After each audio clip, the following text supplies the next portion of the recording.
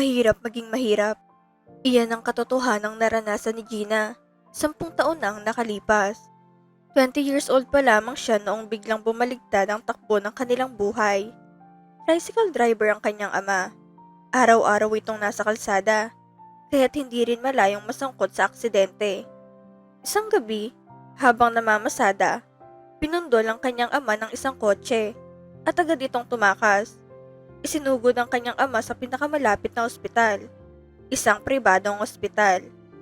Ayon sa mga doktor, kung naantala pang kaunti ang pagdadala sa kanya noon, maaaring hindi na ito umabot ng buhay. Lubos ang pasasalamat ni Gina sa mga tumulong sa kanyang ama.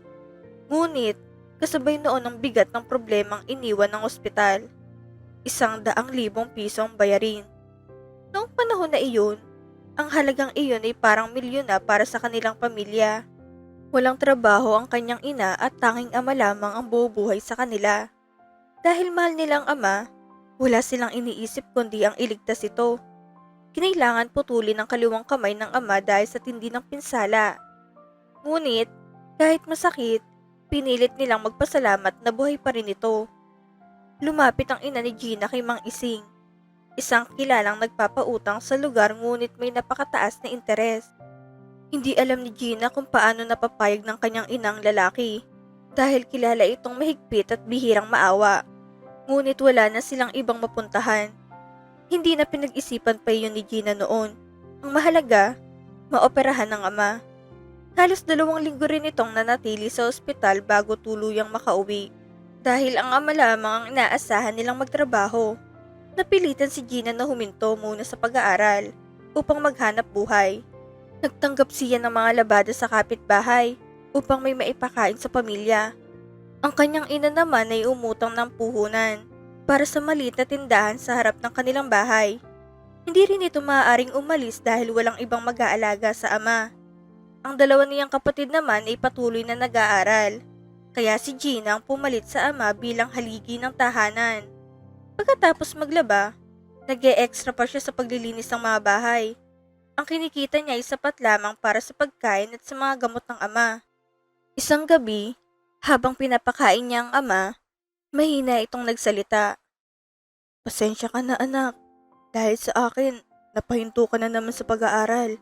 Wika nito, bakas ang lungkot sa mga mata. Ngumiti si Gina kahit masakit sa loob. "Wala po yun, tay. Ang mahalaga, gumaling ka muna. Huwag mo na lang kaming alalahanin, kaya pa naman namin." Sagot niya, pilit na pinapatatag ang boses. Sa kabila ng lahat, hindi sila pinabayaan ng ama noon, kaya buo ang loob nilang huwag din siyang pabayaan ngayon. Sa loob ng 2 buwan, kahit paano'y nakakaraos sila. Ngunit hindi nagtagal, nagsimula ng maningil ang mga pinagkakautangan. Lalong lumubog ang pamilya sa utang. Kahit pa magtatlo ang trabaho ni Gina, kulang pa rin. Madalas na niyang makita ang kanyang ina na palihim na umiiyak sa sulok ng bahay. Isang araw, may kumatok sa pinto. Pagbukas ni Gina, naroon ang tauhan ng barangay, kasama si Aling Jess, isa sa kanilang pinagkakautangan. Nakiusap si Gina. Halos nagmamakaawa, nabigyan pa sila ng kaunting palugit. Pagkaalis ng mga ito, lumapit ang kanyang ina. "Napakiusapan mo ba si Aling Jess?" Tanong nito, halatang kabado. Tumango si Gina. "Opo, Nay. Pero hanggang sa susunod na linggo na lang po ang ibinigay niyang palugit." Sagot niya. Napaupo ang kanyang ina at napasapo sa muka. "Paano na tayo?" Bulong nito bago muling magsalita. "Kung pumunta kaya muna ako sa Maynila, maghanap ng trabaho kahit kasambahay." Agad umiling si Gina. "Nay, paano naman si tatay? Kung umalis ka, sinong mag-aalaga sa kanya? At kahit makahanap ka ng trabaho roon, magkano lang ba ang sahod? 3,000 sa isang buwan?" Tanong niya, puno ng pag-aalala. Tahimik ang bahay, walang malinaw na sagot, tanging bigat ng kahirapan ng nanatili. "Paano na gagawin natin?" Mahina ngunit nanginginig na tanong ng ina ni Gina habang magkatabi silang nakaupo. Saglit siyang natahimik bago sumagot. "Maghahanap po muna ako ng mga utangan, Nay." Sabi niya, Pilit na pinapakalma ang sarili kahit siya mismo'y walang kasiguruhan. Sa mga panahong iyon, madalas na lamang mapaiyak si Gina sa bigat ng problema. Ngunit bilang panganay, alam niyang wala na siyang ibang maaasahan kundi ang sarili. Siya at ang kanyang ina ang kailangan tumindig para sa pamilya. Marami silang tiniis na kahihiyan dahil sa utang. Hindi niya masisi ang mga maniningil. May mga pangailangan din ng mga ito. Ngunit masakit pa rin sa kanyang malamig na pagtanggi at mga matang mapanghusga. Nilapitan niya ang kung sino-sino. Kaibigan, kakilala, kapitbahay. Ngunit halos pare-pareho ang sagot. Ayaw na silang pautangin dahil alam ng lahat na baon na sila sa utang at halos walang kakayanang magbayad. Sa huli, iisa na lamang natira sa kanyang isipan, si Mang Ising. Bit-bit niyang lakas ng loob at kapal ng mukha nang tumayo siya sa harap ng bahay nito. Tao po! Malakas ngunit may kaba sa tingin niyang tawag. Lumabas si Mang Ising, 56 na taong gulang na. May tindig ng taong sanay sundin. Kilala ito sa lugar. May 5 jeep, 6 na tricycle at malalaking pautang na may matataas na interes. Wala rin itong sariling pamilya. Anong kailangan mo, iha? Tanong nito habang tinitignan siya mula ulo hanggang paa. Pinapasok siya sa loob. Inalok pa siya ng tinapay at juice. Isang bagay na bihira niyang maranasan. Nag-ipon ng lakas ng loob si Gina bago nagsalita. Mang Ising, alam ko pong malaki ng utang namin at hindi po namin nababayaran ng buo. Pero, kakapalan ko na po ang mukha ko. Pwede po ba akong makautang ulit ng 20,000? Inihanda na niya ang sarili sa pagtanggi. Alam niyang sobra na ang hinihingi niya. Ngunit ilang sandali ang lumipas bago sumagot ang matanda. Sige, pero lingguhan ang hulog. Matayo kung may lumalabag sa usapan. Mariing sabi nito. Hindi napigilan ni Gina ang mapangiti. Kahit paano, may kaunting ginhawang dumapo sa kanyang dibdib. Isang linggo na naman ang mailalampas nila. Pagkatanggap ng pera, dumiretso siya kay Aling Jess at binayaran ng utang. Dahil sa mga obligasyon, halos wala na siyang tulog. Araw at gabi siyang kumakayod. Naghahanap ng paraan para lang may maipambayad. Lingguhan niyang hinuhulugan si Mang Ising. Gaya ng napag-usapan, tuwing pupunta siya roon, pinapapasok siya sa bahay. Isang araw, habang kumukuha ng pagkain si Mang Ising, napansin ni Gina kung gaano kalinis at kaayos ang buong bahay. Ang linis po ng bahay ninyo, Mang Ising. Kahit may edad na kayo, napapanatili niyo pa rin. Puri niya. Umiling ang matanda.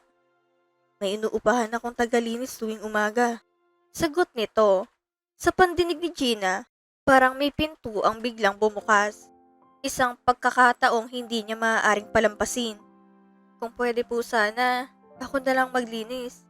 Kahit po yung sweldo ko doon na lang ibawas sa utang ko. May ingat niyang alok. Tinignan siya ni Mang Ising. Tila sinusukat ang kanyang lakas. Kaya mo pa ba? Balita ko hating gabi ka na raw umuwi. Tanong nito. Opo, kakayanin ko po. Sanay naman po ako sa mabibigat na trabaho at mabilis po akong kumilos. Sagot niya ng walang alinlangan. Mula noon, tuwing araw ng hulugan, may trabaho na rin siya. Ang ipinambabayad niya linggo-linggo ay galing sa paglilinis ng bahay ni Mang Ising. Sa umpisa, maayos ang lahat. Kinakaya niyang pagod. Wala namang ibang pagpipilian Ngunit halos tumatagal, unti-unting sinisingil ng kanyang katawan ang labis na puyat at pagod. Hanggang isang araw, tuluyan na siyang bumigay. Isinugod si Gina sa ospital dahil sa sobrang pagkapagod. Pasensya na po, Nay. Nadagdagan pang problema ninyo dahil sa akin. Mahina at puno ng pagsisisi ang sabi ni Gina habang nakahiga sa ospital. Umiling ang kanyang ina at hinaplos ang kanyang kamay. Wala kang kasalanan, anak. Mahalaga ngayon gumaling ka. Yun lang isipin mo. Mariing sagot nito. Pilit na pinapatatag ang loob kahit halatang pagod na rin. Dahil sa nangyari, hindi na muling nakabalik si Gina sa bahay ni Mang Ising para magtrabaho. May bago na itong kinuha na kapalit. Ang kaunting kinikita niya ngayon ay sapat na lamang para sa pagkain ng pamilya. Wala nang natitira para ipanghulog sa utang. 3 linggo na nang wala siyang naibibigay kay Mang Ising. Hapon na nang makarating siya roon dahil katatapos lamang niyang maglaba. Ang perang hawak niya ay pinambili na ng gamot ng ama, pagkain nila at baon ng mga kapatid. Kahit puno ng hiya at kaba, hindi niya kayang baliwalain ang pagkakautang. Pumasok siya sa bahay. Gaya ng dati, pinaupo siya ni Mang Ising at inalok pa ng merienda na tila walang bakas ng galit sa muka. Nag-ipon ng lakas ng loob si Gina. Pasensya na po. Pwede po bang sa susunod na lang muna ako magbayad? Maingat niyang tanong. Narinig niyang mabigat na buntong hininga ng lalaki. Alam niyang labag iyon sa loob nito. Ngunit wala na talaga siyang maibigay. Bigla niyang naramdaman ang kamay ni Mang Ising sa kanyang hita. Napatingin siya rito. Nanlamig ang buong katawan. Alam mo, Iha, mababang tinig ng lalaki. Kalimutan mo na ang utang mo sa akin. Basta, pagbigyan mo lang ako. Palapit ito ng palapit. Si Gina ay tila napako sa kinauupuan. Hindi alam kung ano ang gagawin. Bibigyan pa kita ng pera, pambayad mo sa iba mong utang. Pahabol pa nitong bulong. Bigla siyang tumayo at umatras. Pasensya na po. Mukhang hindi ko po kayang gawin ang gusto ninyo. Nanginginig ngunit matatag niyang sagot. Nagpaalam siya at umalis. Ngunit makalipas lamang ilang araw, muli na namang dumalaw ang barangay sa kanilang bahay dahil sa paniningil. Ilang gabi siyang hindi nakatulog. Paulit-ulit na iniisip ang kanilang kalagayan. Hanggang sa isang araw, dahil sa sobrang bigat ng isip sa mga bayarin, nagbago ang kanyang pasya. Naparito ka. Sambit ni Mang Ising nang muli siyang makita. Bala ko pa naman sanang kausapin ang kapitan ngayon. Pinapasok siya sa loob. Maayos pa rin ang pakikitungo nito. Ngunit ramdam ni Gina na hindi iyon katulad ng dati. Tahimik siyang nagsalita. Payag na po ako sa gusto ninyo. Kung may kakayahan lamang siyang ibalik ang panahon, gagawin niyang lahat para hindi mapunta sa ganoong sitwasyon. Lumapit sa kanya si Mang Ising. Amoy niyang lagaslas ng katandaan at doon niya tuluyang naramdaman ang bigat ng kanyang desisyon. Hindi siya makatanggi. Nakagapos siya ng utang at pangangailangan. Dinala siya ng lalaki sa silid nito at doon isinakatuparan ng nais nito. Sa mga sandaling iyon, pilit niyang kinukumbinsi ang sarili na matatapos na sanang lahat, na iyon na ang katapusan ng kanilang problema. Hindi nagtagal ang lahat. Tahimik niyang sinuot muli ang kanyang mga damit. Walang imik, walang luha. Parang naubos ng lahat sa kanya. Batang-bata at sariwa. Maririnig pa niyang sabi ng lalaki. Ganyan talagang gusto ko. Hindi siya tumugon. Sa halip, tinipon niya ang natitirang lakas ng loob at nagtanong. Wala na po ba kaming utang sa inyo? Sa susunod na linggo na lang ulit. Malamig na sabi ni Mang Ising. Kalahati muna ngayon. Pagkatapos nun, wala ka ng utang sa akin. Tahimik na tumango si Gina. Pagkatapos ay umalis na siya. Bit-bit ang bigat na hindi kayang ipaliwanag ng salita. Pag-uwi niya ng bahay, may dala siyang pagkain. Pilit niyang ikinubli ang lahat. Kailangan niyang magpanggap na parang walang nangyari. Hindi niya maaaring ipakita ang pagod at sakit na nararamdaman niya. Mag-aral kayong mabuti. Sabi niya sa kanyang mga kapatid habang sabay-sabay silang kumakain. Para balang araw, gumanda ang buhay ninyo. Ayokong maranasan ninyo ang hirap na dinaranas natin ngayon. Tumingin siya sa kanila. Mabait, masipag at matatalino. Sa puso niya, alam niyang may pag-asang kinabukasan ng mga ito. Buong linggo siyang nagtrabaho. Paglalabas sa umaga, paglilinis ng bahay sa hapon, hanggang sa dumating muli ang araw na kailangan niyang bumalik kay Mang Ising. Muli, may nangyari sa kanila. Mabilis lang, walang salita. Tahimik si Gina. Parang wala na ring nararamdaman. Habang siya ay nagbibihis, narinig niyang nagbibilang ng perang lalaki. Bonus mo yan, sabi ni Mang Ising. Kung kailangan mo pa ng pera, lumapit ka lang sa akin. Alam mo ng kapalit, kung ayaw mo ng utang. Kinuha ni Gina ang pera. Salamat po. Maikli niyang tugon bago umalis. Malaki ang naging utang nila kay Mang Ising. Ngunit dahil sa mga nangyari, tuluyan na itong nabura. Hindi na siya muling umutang dito. Nagpatuloy siya sa pagtatrabaho. Sa tulong din ng kanyang ina, isa-isa nilang nabayaran ng natitirang mga utang. Unti-unti bumabangon ang pamilya. Makalipas ang isang taon, Nagpasya si Gina na mag-abroad. Tinulungan siya ng isang kaibigan at nagtungo sila sa Taiwan. Doon siya nagtrabaho bilang factory worker. Sa sipag at pagtsatsaga, tuluyan nilang nabayaran lahat ng utang at unti-unti ring gumagaling ang kanyang ama. Isang araw, sinabi niya sa kanyang pamilya na humanap na sila ng bagong tirahan. Malayo sa lahat ng alaala. Lumipat sila ng bahay, malayo na kay Mang Ising. Ayaw na niyang balikan ang nakaraan. Gusto na lamang niyang magsimula muli. Mahirap maging mahirap, ngunit hindi palaging nasa ibaba ang isang tao. 3 taon siyang nanatili sa Taiwan. Sa tulong ng kanyang pamilya, nakapag-ipon siya. Pagbalik niya sa Pilipinas, nakapagpatayo siya ng maliit na karenderya. Sa awa ng Diyos, naging maayos ang takbo nito. Sumunod-sunod ang biyaya. Nakapagpagawa sila ng bahay, nakabili ng lupa at sasakyan. At kalaunan ay nakapagpatayo pa ng 5 restaurant. Tila unti-unting sumang-ayon ang kapalaran sa kanilang pagsusumikap. Pagkalipas ng 10 taon, malayo na ang narating ng kanilang pamilya. Sila ngayon ang nilalapitan ng iba para umutang. Nakapagtapos ang kanyang mga kapatid at magaganda ang naging trabaho. Ang kanyang ina at ama naman ang namamahala sa kanilang mga negosyo. Si Gina ay nagkaroon ng asawang Chinese. Sama-sama silang nagtayo ng mga negosyo sa Taiwan. Mayroon na rin silang anak. Hindi na problema ang pera. Hindi na tulad noon.